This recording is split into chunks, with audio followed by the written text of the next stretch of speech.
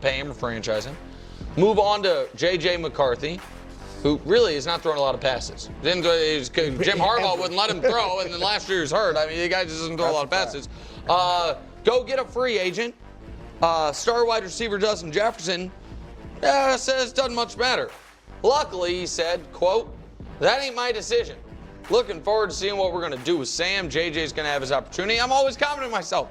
Don't matter who's going to be throwing the ball. I'm going to make a play for sure." Obviously, the free agent quarterbacks that stand out are, you have Darnold, you have Rodgers, you have others. Greg, what do you think the Vikings should do at quarterback? Well, obviously, you're going to give JJ an opportunity. You got start?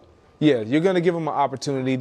You drafted this young man believing in his ability and who he is and what he can bring to your franchise at the quarterback position. He can run outside the pocket. He can extend plays. He can make every throw that you want him to make. I'm a big Michigan fan. I'm with you. We didn't see that at Michigan with Jim Harbaugh in the style of offense that he plays. But with what we were able to see with Sam Darnold, which you doubted, and Wilds doubted for a period of time as well, and everybody waited for him to turn pumpkin. Like, why would I not believe that he can do this same thing with a young, more talented, with more ability, J.J. McCarthy, if he's healthy?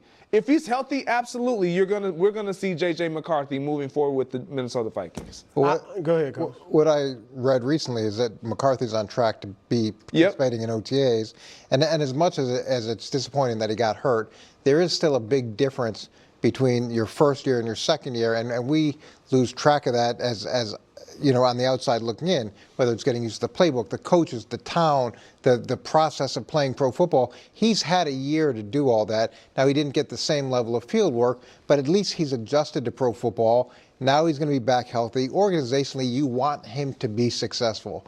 Now, after him, and Sam Darnold said a lot of great things about what they were able to do to unlock his potential.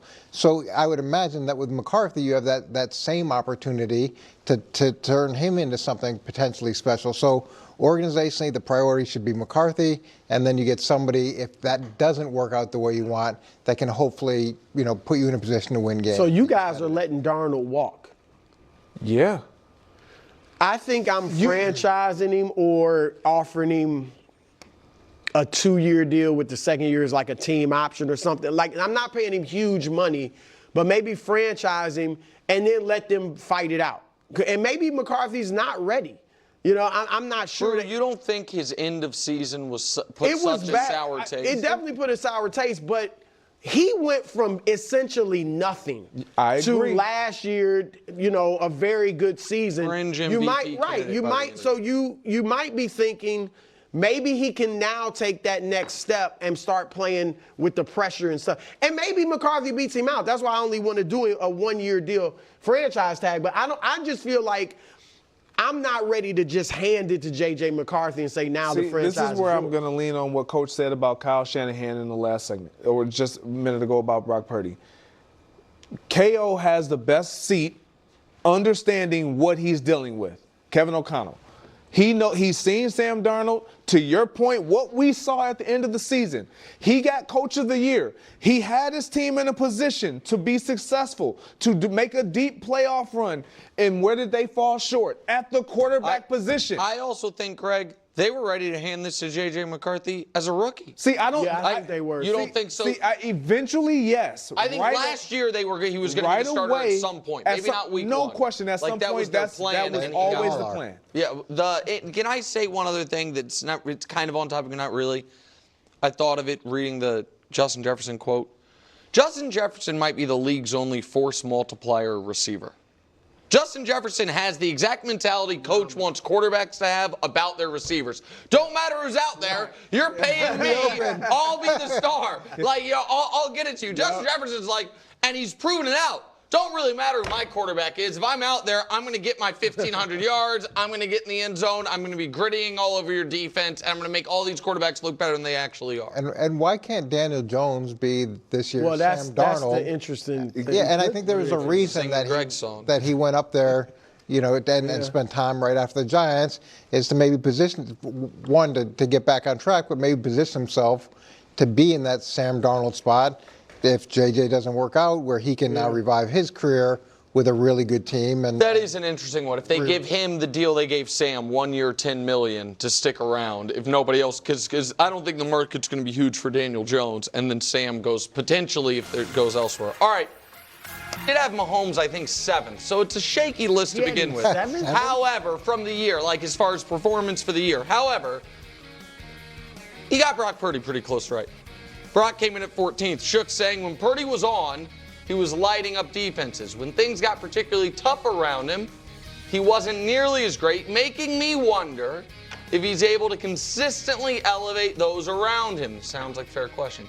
Is he a quarterback who can overcome adversity, or will he be limited by it in his career? Where are those goalposts when you need them, Bruce? Some people wanted to know how he would deal with adversity years ago. So, Brew, Coach saw it yesterday. What is this? Are you giving him the pass? Iowa Mafia, baby. I'm still with you. Okay, all right. Contrary to popular opinion on this show. At least Well, by hold on. Nick. I Coach, don't know who else actually. Coach, yesterday, It's not Greg popular wasn't here. opinion.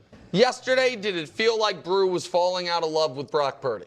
it didn't feel like you were in love. Thank you. with Brock. Exactly. So, I'm fair on would the tepid would the at 49ers regret paying Brock Purdy? Well, you know where I'm at. Yeah, that he's gonna And Coach take an talked about it Iowa earlier. discount. Mahomes, if Mahomes took $45 million, then maybe Brock Purdy can take Bales of $45 corn. million. That's all I'm saying. So that's what I'm trying to do. But let's say they pay him top of the market. He wants his money. He hadn't been paid. I don't think it's a death knell because the cap goes up. Philadelphia has shown you can have a high-priced quarterback, and I know Jalen's contract hadn't kicked really in kicked yet. in, right. But still, they got everything, right? And so you can still add great players around a highly paid quarterback. And look, he's shown you that he's got poise. He's shown you he can play in the playoffs. We got his playoff numbers coming up. But he's performed well in the playoffs. 4 wins already. Got you to a Super Bowl. And you might say, well, Jimmy G got us to a Super Bowl too. Yeah, that's what But you they might got say. there. But you remember that, Nick. In fairness, they got there kind of despite Jimmy G. In the playoffs, they hardly heard it. And here's the other thing. This year, with no Brandon Ayuk, with Debo's not an Avenger anymore, as far as I'm concerned. He's good. I'm not saying he's a bad player, but he's not. And Debo's probably going to be gone next year as well. So, right. Yep. And no Christian McCaffrey for the most part. Look at this passer rating. Was he fantastic? As good as first 2 years? No, but his passer rating still was higher than these guys. We got this graphic, I believe, others, coming I'm on. sure it's well, coming, it's some big names on there. If we ever see it, it'll be. Oh, we don't. We put up his previous part of his career to last year. What you will see, I think we have this one, is he was, of course, worse across the board. And the claim to fame early was that he was a winner. The claim to fame the year before this one was the great numbers along with winning. Right. Right. So his rookie year he was a winner. He was in the 2023, he had the amazing numbers to go along with the wins. And then 2024, he had neither. And I feel, Coach, like if you have to hesitate, then you don't pay the guy. If it's not a no-brainer, and the people you guys will throw at me is Trevor. For me, Trevor, I wouldn't have had to hesitate. Now, it doesn't right now look like it was the right call. I understand that. But at that moment, the guy who'd been the #1 pick of the draft, a guy who in year 2 made the playoffs, played great, won a playoff game, and in year 3, they were 8-3 and then he got hurt, I would have been like, yes, of course I'm paying him. I get that you guys almost put Trevor out of it because But this ain't Dak, Tua. Right, but I wouldn't have paid those guys. That's the point I'm making. That's fair. And so like Burrow, Josh, Patrick, obviously, there's no hesitation. There's like 4 guys like that, though. Exactly. That's the